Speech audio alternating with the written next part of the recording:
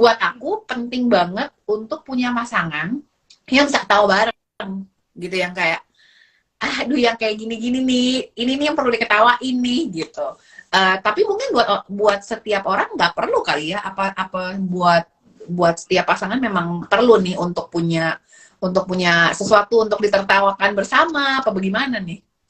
Perlu ya, karena pernikahan itu seharusnya menjadi sesuatu yang fun gitu ya. Oh gitu Di ya? tengah Oh gitu? Pernikahan fun ya? Kok saya belum nemu nih orangnya di mana nih? kan ya, makanya sebenarnya kan lewat suka duka bersama gitu ya. Tidak ada yang masuk ke pernikahan dengan yang aku siap untuk menjalani duka-duka untuk tahun-tahun ke depan bersama denganmu Iya, gitu iya, ya. iya.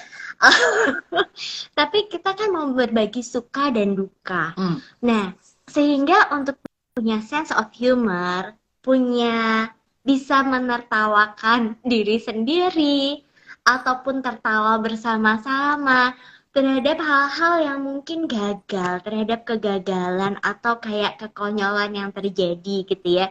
Sesederhana mungkin mau kasih surprise, ketahuan gitu ya, karena belinya di ini apa namanya, waktu beli ada temennya istri yang lagi ngeliat, gue ngeliat suami lo nih gitu ya. Padahal mau kasih surprise, surprise-nya gagal gitu. Oh, aku sendiri pernah ngalamin gitu ya. Suami mau kasih surprise birthday cake gitu ya, terus anak bilang dengan polosnya gitu ya, tadi belinya yang warna yang bentuknya kayak gambarnya pelangi gitu ya. Nah, bagaimana kita termasuk misalnya lagi mau pergi, terus dia gitu ban kempes, terus rencana hari itu gagal. Kalau Audrey sendiri ada pengalaman tertentu nggak, Dri, yang jadi Aku ditertawakan bersama? kalau buat aku itu penting banget waktu kita persiapan pernikahan, bukan yang kita deliberately pergi sendiri ya, tapi yang memang itu bagian dari persiapan dan proses pernikahan di dalam gereja. Apa kan ada diundang nih beberapa pengajarnya, terus salah satunya adalah pasangan.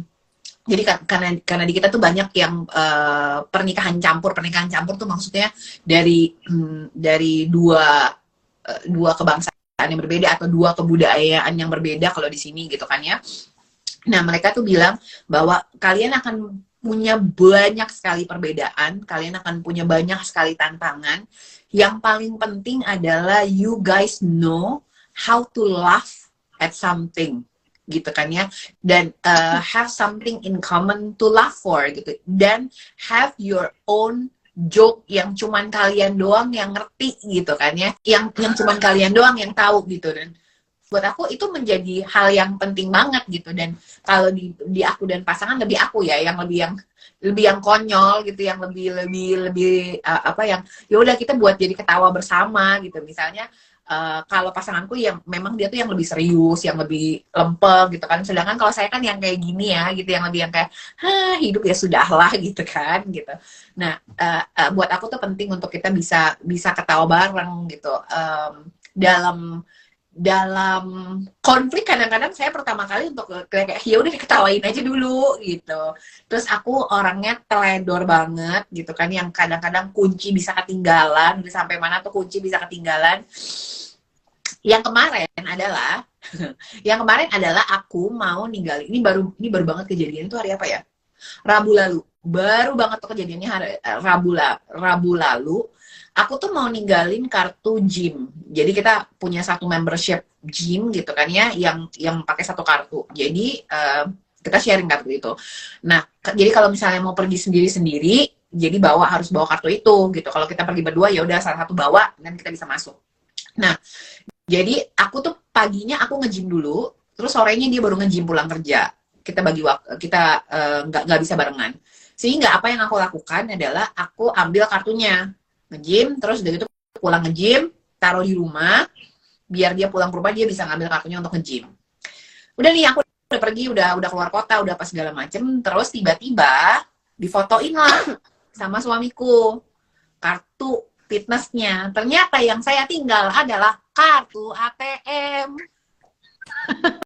Jadi dia nggak bisa nge-gym, ya kan? Terus dia kayak, ya Tuhan, gitu kan. Yang tinggalin, jadi yang gue bawa kemana-mana nih adalah kartu gym. Saya nggak punya kartu ATM, saya nggak punya duit, ya kan? Gitu. Nah, ya udah, terus dia bilang, ya udah, BRB, aku mau pergi belanja, aku mau pergi shopping dulu, gitu. Sehingga itu hal-hal yang kayak, sebenarnya kalau mau dibawa kayak, gimana sih? Kok bisa salah lagi? Aku kan jadi nggak bisa nge-gym, aku kan jadi begini. Tapi kalau misalnya mau dibawa menjadi fun, dibawa jadi humor, jadi ketawaan gitu kan ya.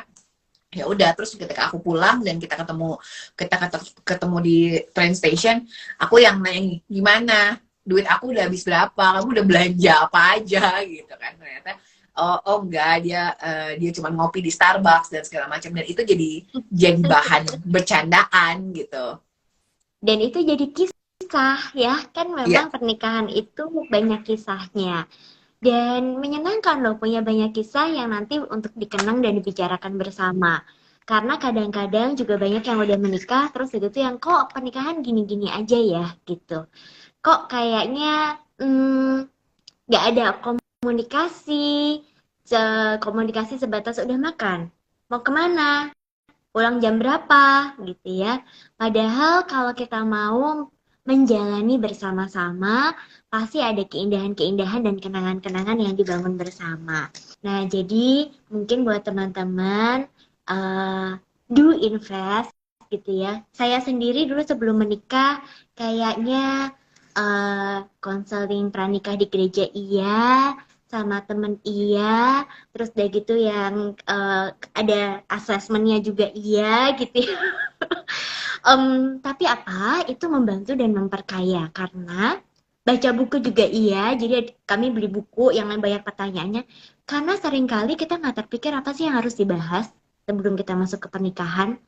Dan mungkin kalau dari pengalaman Audrey sendiri yang kemarin sempat ikut Prepare and Reach gitu ya, salah satu assessment buat persiapan pernikahan ataupun buat pasangan yang sudah menikah adalah iya, coba area ini udah pernah dibicarakan belum?